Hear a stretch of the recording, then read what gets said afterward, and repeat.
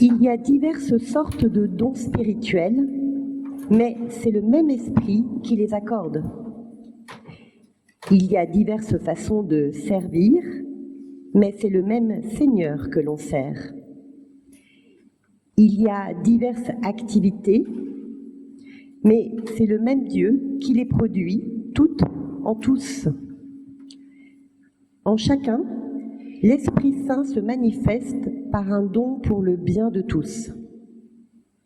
L'Esprit donne à l'un de parler selon la sagesse, et à un autre, le même Esprit donne de parler selon la connaissance. Ce seul et même Esprit donne à l'un la foi, et à un autre le pouvoir de guérir les malades. L'Esprit accorde à l'un de pouvoir accomplir des miracles, et à un autre le don de transmettre des messages reçus de Dieu. À un autre encore, la capacité de distinguer les faux esprits du véritable esprit. À l'un, il donne la possibilité de parler en des langues inconnues, et à un autre, la possibilité d'interpréter ces langues. C'est le seul et même esprit qui produit tout cela. Il accorde à chacun un don différent, comme il le veut. En effet, le Christ est comme un seul corps qui possède plusieurs parties. Ce corps reste un, bien qu'il se compose de différentes parties. Et nous tous, les Juifs et les non-Juifs, les esclaves ou les hommes libres, nous avons été baptisés pour former un seul corps par le même Esprit Saint, et nous avons tous eu à boire à ce seul Esprit. Et ensuite, dans l'Évangile de Jean, nous lisons au chapitre 20, les versets 19 à 23. Le soir de ce même dimanche, les disciples sont réunis dans une maison. Ils ont fermé les portes à clé parce qu'ils ont peur des chefs juifs. Jésus vient et il se tient au milieu d'eux. Et il leur dit « La paix soit avec vous ». Après qu'il ait dit cela, il leur montre ses mains et son côté. Les disciples sont remplis de joie en voyant le Seigneur. Jésus leur dit encore une fois « La paix soit avec vous ». Comme le Père m'a envoyé, moi aussi, je vous envoie. Après ces paroles, il souffle sur eux, il leur dit « Recevez l'Esprit Saint. Quand vous pardonnerez les péchés à quelqu'un, Dieu donnera son pardon. Quand vous refuserez ce pardon à quelqu'un, il ne pourra pas le recevoir. » Ce récit que nous venons de lire est étonnant, ne trouvez-vous pas? Comment Jésus a-t-il fait pour entrer dans une maison dont les portes sont verrouillées? Vous savez, cela ressemble un peu au roman d'Harry Potter qui met en scène des personnages dotés d'un pouvoir magique leur permettant de faire des choses extraordinaires, comme par exemple entrer dans un lieu fermé. Cela me fait penser aussi à une nouvelle de l'écrivain Marcel Aimé, intitulée « Le Passe-Muraille ». Je ne sais pas si vous avez lu cette nouvelle, mais il met en scène un héros qui découvre soudain qu'il peut traverser les murs, entrer ou sortir d'une maison. Alors au début, il ne sait pas que faire de ce pouvoir étrange, jusqu'au jour où il l'utilise pour échapper à un patron tyrannique qui le harcèle sans cesse. Et puis, il trouve aussi à utiliser ce pouvoir extraordinaire pour se mettre à cambrioler les appartements. Mais alors, comment comprendre ce récit de l'Évangile de Jean? Est-ce que nous sommes devant un roman fantastique qui met en scène des événements extraordinaires, inexpliqués, dans le but de nous impressionner? Est-ce que l'auteur veut nous emmener dans un monde imaginaire, histoire de nous changer les idées? Si c'était le cas, alors quel intérêt cela aurait pour nous aujourd'hui, si ce n'est de nous offrir un petit divertissement? Mais l'évangile de Jean veut nous offrir plus qu'un petit divertissement, je crois. L'auteur veut nous témoigner de sa foi en Jésus-Christ, pas moins que cela. Oui, car c'est cela qui a changé sa vie, c'est cela qui éclaire son chemin désormais, ce que Jésus a dit, ce qu'il a fait, ses paroles, ses rencontres, la manière dont il est entré en relation avec chacune et chacun, l'attention qu'il a portée aux plus petits. Et puis, cette façon de se donner entièrement jusqu'à en souffrir et même jusqu'à en mourir. Oui, tout cela, Jean ne peut pas le taire. Cette joie qu'il a reçue, il ne peut pas la garder pour lui. Il doit la partager. Car, oui, c'est une bonne nouvelle qui concerne toute l'humanité, qui ne concerne pas seulement lui, mais qui concerne toutes les femmes, tous les hommes. Cette bonne nouvelle qui lui a procuré paix intérieure, joie, liberté, au point que sa vie en a été transformée. Mais voilà, comment parler de ce cheminement intérieur? Comment traduire ces émotions, cette expérience intime qui l'a bouleversé, si ce n'est avec des images? Oui, les mots, les concepts ne suffisent pas pour parler d'une relation intime, personnelle. Alors on a besoin d'images, on a besoin d'une mise en récit. Et la première image qui nous est donnée dans ce récit, justement, c'est celle d'une maison fermée, aux portes verrouillées. C'est là où les disciples sont réunis clandestinement. Peut-être chez l'un d'entre eux, en fait, on ne sait pas de quelle maison il s'agit. Mais qu'importe, l'essentiel est ailleurs. En fait, cette maison aux portes verrouillées traduit l'état d'enfermement dans lequel se trouvent les disciples.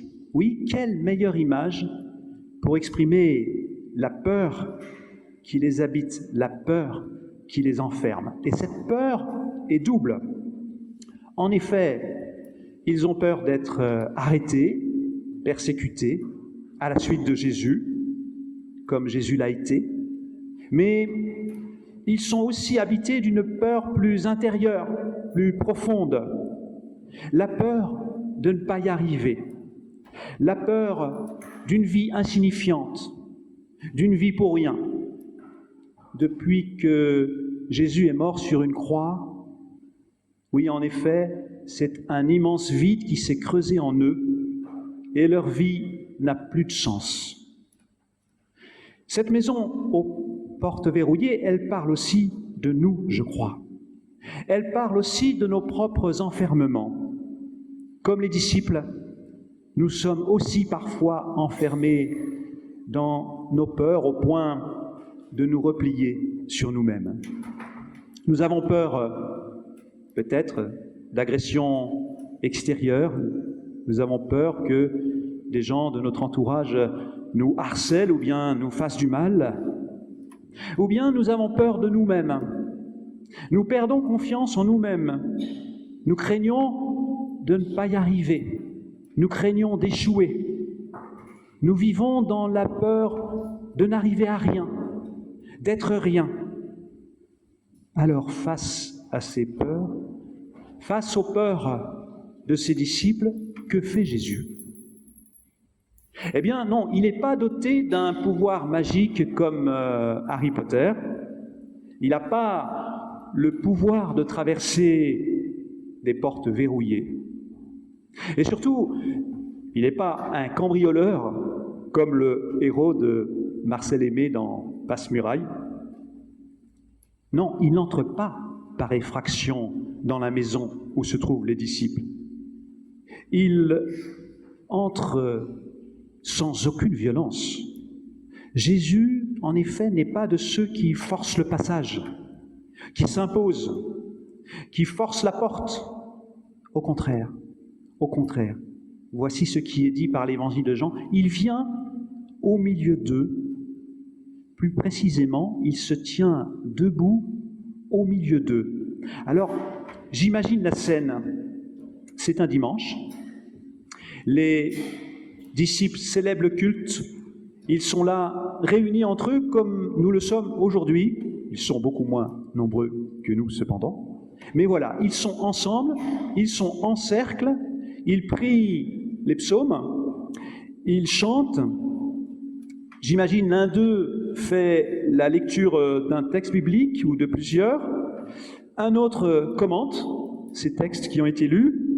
Et puis, ensuite, ils partagent le pain et le vin en souvenir du dernier repas que Jésus a pris avec eux avant sa crucifixion. Et là, quelque chose se passe. Pas quelque chose qu'ils avaient prévu forcément. Quelque chose se passe dans l'écoute de la parole, dans le fait d'être ensemble, dans le partage de ce repas. Ils accueillent sa présence. Oui, il est là au milieu d'eux. C'est une expérience sensible pour eux. C'est une rencontre intérieure que chacun peut vivre. C'est comme un souffle qui s'est engouffré dans cette maison fermée, dans cette atmosphère confinée qui semble renfermer. Soudain, il y a de l'air, on respire mieux, comme si les portes et les fenêtres étaient ouvertes pour laisser entrer le vent. Le souffle. Le souffle, c'est une autre image qui nous est proposée dans ce récit pour exprimer la vie que Dieu nous donne. Nous en faisons l'expérience du souffle. Le souffle de notre respiration. Le souffle du vent qui met en mouvement un voilier, par exemple. Le souffle qui, dans une flûte, donne une mélodie. Mais aussi le souffle qui porte la parole. Une parole qui, par exemple, nous dit « Ne crains pas, je suis avec toi ». Oui, c'est tout cela. C'est tout cela qui nous fait vivre. Ainsi, nous pouvons le prier. Seigneur Dieu, lorsque nous nous épuisons, alors donne-nous un nouveau souffle. Alors, ainsi Jésus le Christ se tient au milieu d'eux, se tient au milieu de nous. Il nous l'a dit. Et nous l'avons rappelé tout à l'heure au moment du baptême et de la confirmation.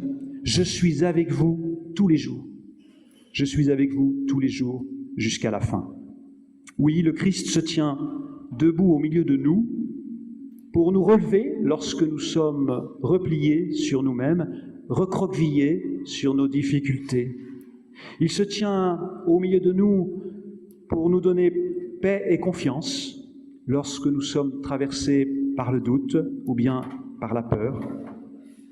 Il se tient au milieu de nous aussi pour nous donner de vivre le pardon lorsque nous sommes pleins de culpabilité ou habités de rancune, de ressentiment contre quelqu'un, par exemple. Et cela, Jean le dit avec cette phrase « À ceux à qui vous pardonnerez, il leur sera pardonné. » Mais lorsqu'on ne le fait pas, alors ça ne se passe pas. D'où notre responsabilité. Notre responsabilité pour apprendre à ne pas garder rancune, à tourner la page pour pouvoir écrire une histoire nouvelle. Alors, frères et sœurs, vous comprenez peut-être maintenant pourquoi Jean nous a écrit ce récit. Par ce récit, il veut nous témoigner de sa foi, oui. Il veut nous partager sa joie. Suivre Jésus-Christ, en effet, c'est un chemin de vie, car il vient nous libérer de nos enfermements qui se nomment culpabilité, rancune, ressentiment, découragement, perte de sens aussi. Oui, il vient ouvrir nos maisons fermées, aux portes verrouillées. Il vient donner de l'espace à nos vies trop étroites. Il vient élargir nos cœurs, et puis il nous envoie vers les autres, pour que nous ne restions pas seulement entre nous. Oui, il nous envoie dans le monde, il nous envoie vers les autres, pour que nous vivions de sa paix, de son amour, à notre tour. Amen.